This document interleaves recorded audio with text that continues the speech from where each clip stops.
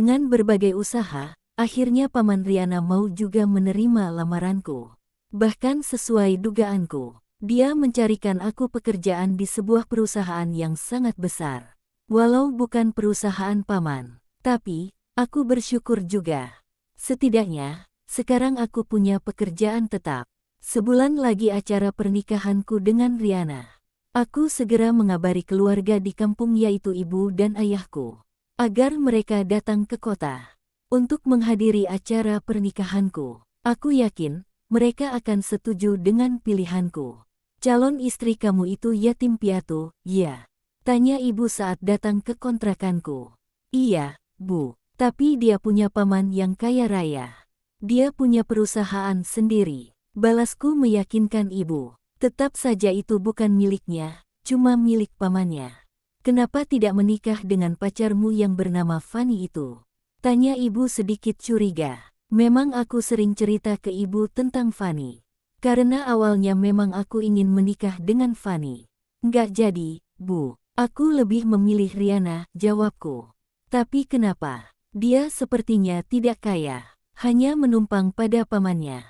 Apa yang akan kamu harapkan dari dia? Ibu sepertinya kurang suka pada Riana. Dan tidak mungkin juga aku ceritakan alasannya pada ibu.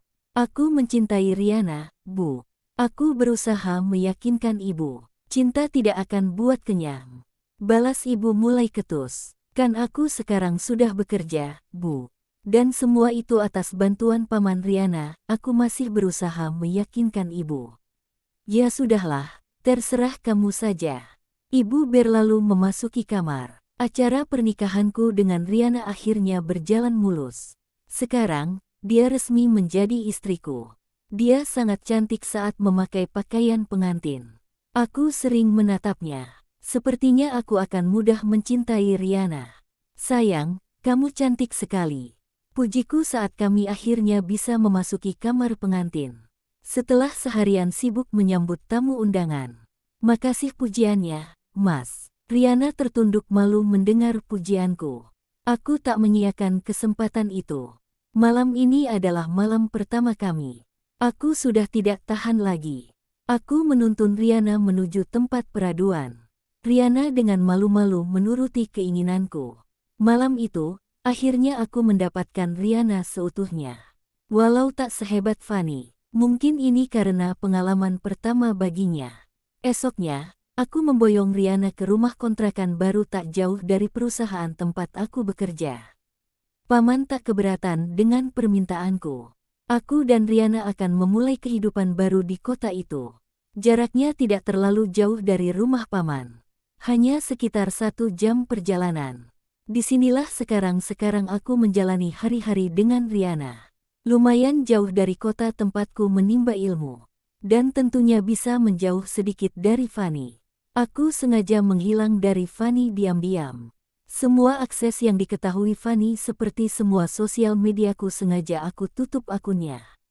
Ganti dengan akun yang baru dan teman-teman yang baru. Nomor handphone juga aku ganti. Sebenarnya aku merasa bersalah pada Fanny.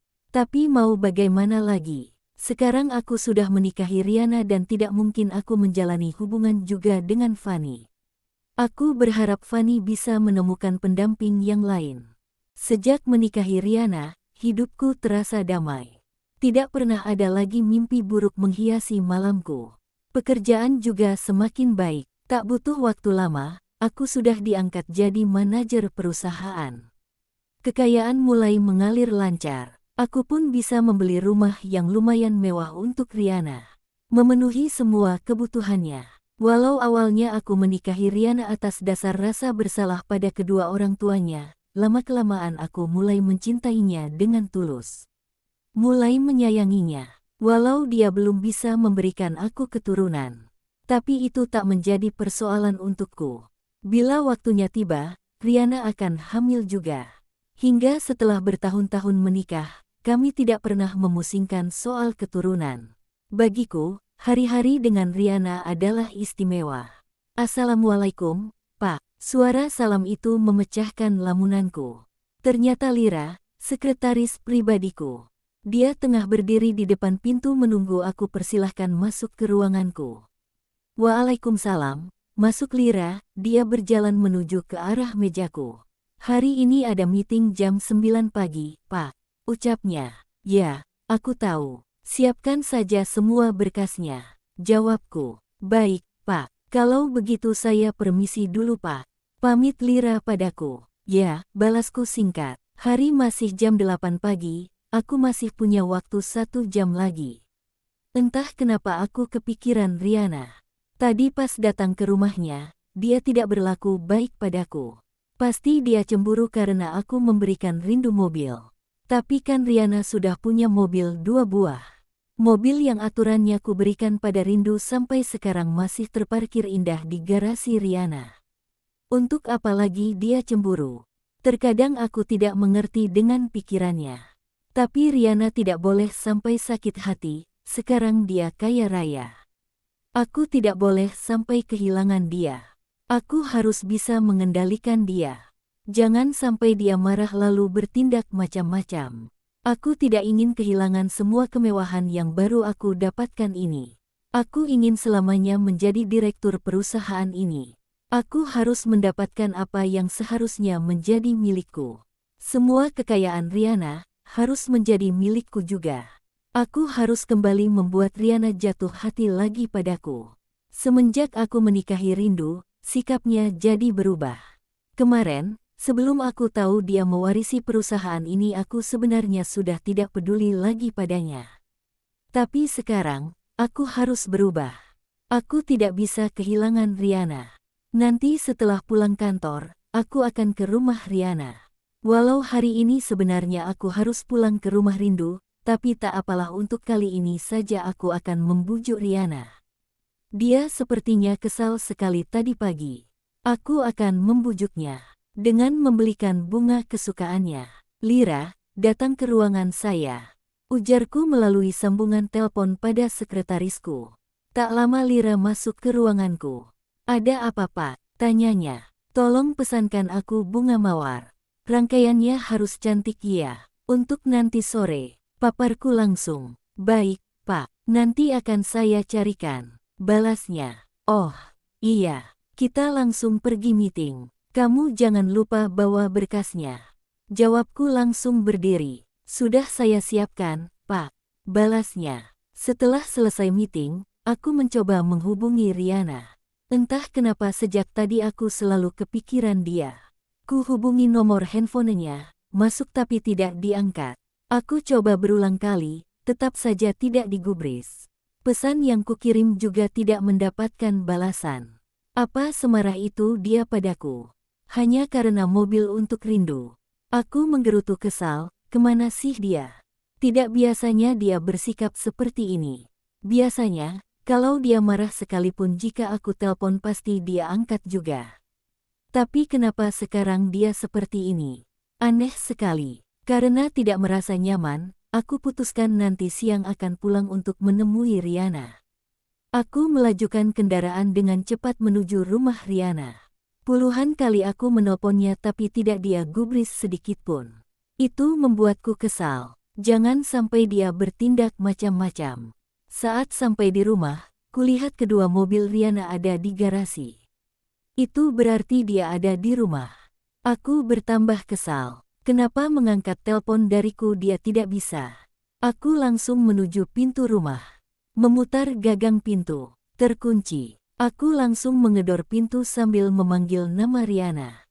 Tapi tak ada sahutan dari arah dalam. Dia kemana? Ku intip ke dalam rumah melalui jendela. Rumah kelihatan sangat sepi. Buru-buru aku mengeluarkan kunci rumah dari saku celana. Memang, aku punya kunci cadangan sendiri. Saat pintu rumah terbuka, aku kembali memanggil Riana. Tetap tak ada sahutan. Aku langsung menuju kamar, tapi tidak ada Riana di sana. Di dapur, ruang makan, ruang tamu ataupun kamar mandi semuanya aku jelajahi. Termasuk kamar tamu tapi tetap saja tidak ada Riana. Kemana dia? Aku mulai sedikit cemas. Kalau dia keluar, pasti dia membawa mobil. Ini mobil ada di garasi keduanya.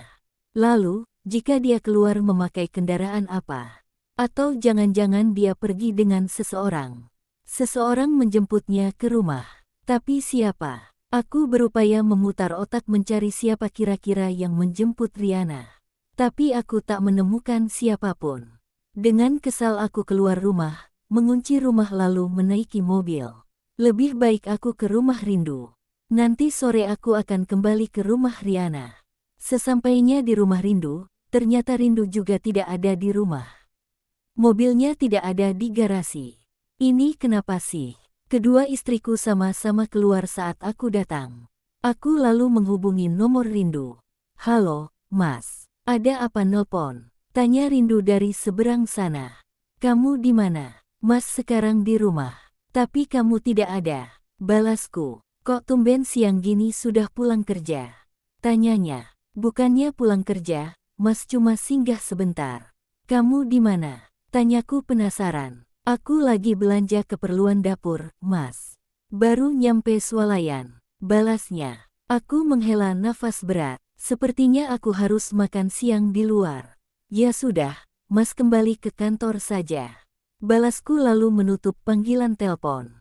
Kedua istriku sama saja, pas lagi butuh sama-sama nggak ada di rumah. Aku kesal dengan Riana, sampai sekarang tetap saja dia belum menghubungiku kembali. Padahal aku sudah mengirimkan pesan beberapa kali. Sedangkan Rindu, satu kali panggilan telepon saja langsung dia angkat.